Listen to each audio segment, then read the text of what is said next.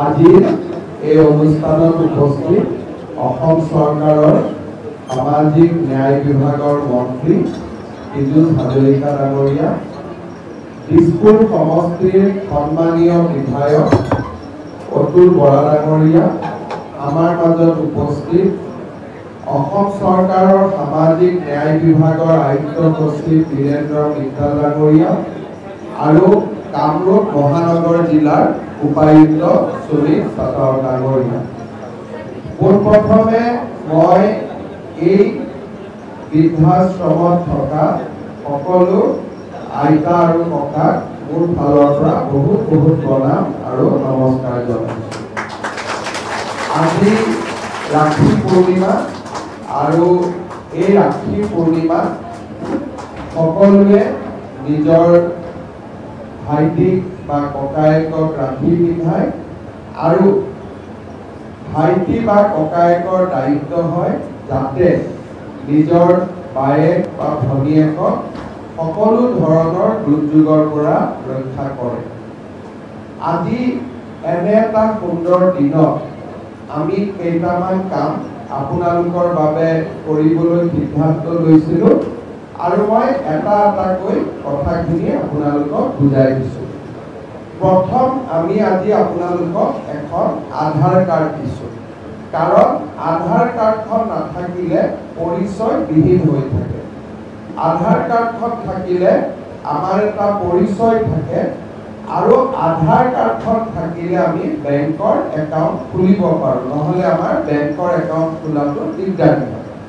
গতিকে আজি মই আপোনালোকক প্ৰথমতে এখন আধাৰ কাৰ্ড দিলোঁ। আধাৰ কাৰ্ডখন দিয়াৰ লগে লগে আজি মই আপোনালোকক এখন ৰেচন কাৰ্ড দিছোঁ।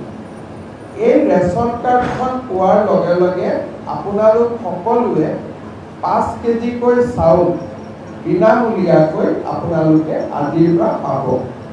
এই চাউলখিনি আমাৰ যিমান অসমত এনেকুৱা দুখীয়া পৰিয়াল আছে, গড়ে প্ৰতি 5 কেজি চাউল প্ৰধানমন্ত্ৰী নৰেন্দ্ৰ মোদী ডাঙৰীয়াই আমাক দিয়ে, কিন্তু আজিলৈকে আপোনালোকে পোৱা নাছিল।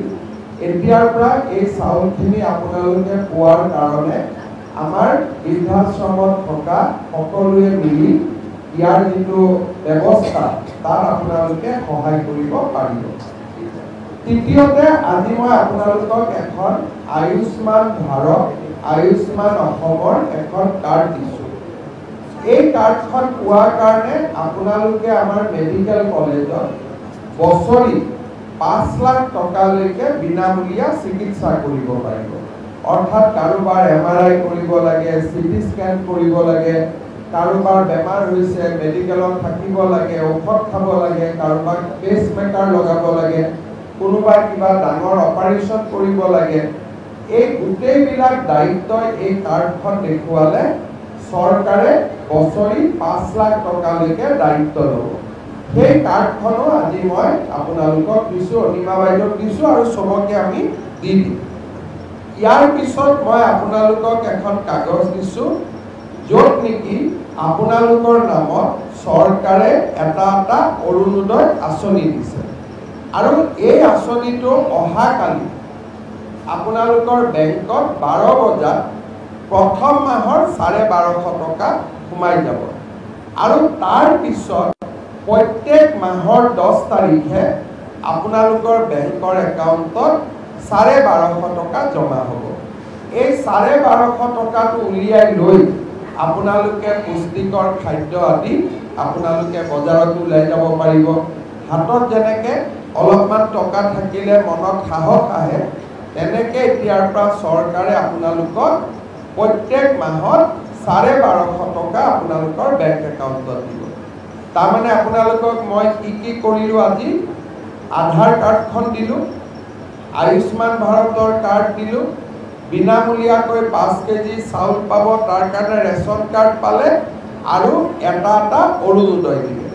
মই দিয়া নাই, আমি বোলে দিছোঁ। তাৰমানে আমাৰ চৰকাৰখনে আপোনালোকৰ কাৰণে এইখিনি কৰিছে আৰু আপোনালোকে আশীৰ্বাদ দি থাকিব, আমি যাতে আগলৈ আৰু আপোনালোকৰ কাৰণে কিবা কিবি কৰি থাকিব পাৰোঁ।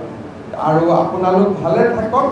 মই আমাৰ সোণাপুৰ হস্পিটালতো কৈ দিম আপোনালোকক যাতে আহি হাৰ্ট হেল্থ চেকআপ এটাও যাতে মাহত একদিন চবক কৰি থাকে এইখিনিও মই কৰি দিম আপোনালোক নগলেও হ'ব আপোনালোকৰ ইয়াত আহি কৰি দিব হ'ব গতিকে এইখিনিকে ক'লো আপোনালোকক পুনৰবাৰ মই নমস্কাৰ জনালোঁ আৰু সকলোকে আশীৰ্বাদ কৰিব আজি বহুত ৰাখি পূৰ্ণিমাৰ ভাল দিন আপোনালোকে সকলোৱে আশীৰ্বাদ কৰিব বহুত বহুত ধন্যবাদ জয় হিন্দ বন্দে মাতৰম बोल सबको देते हैं सबको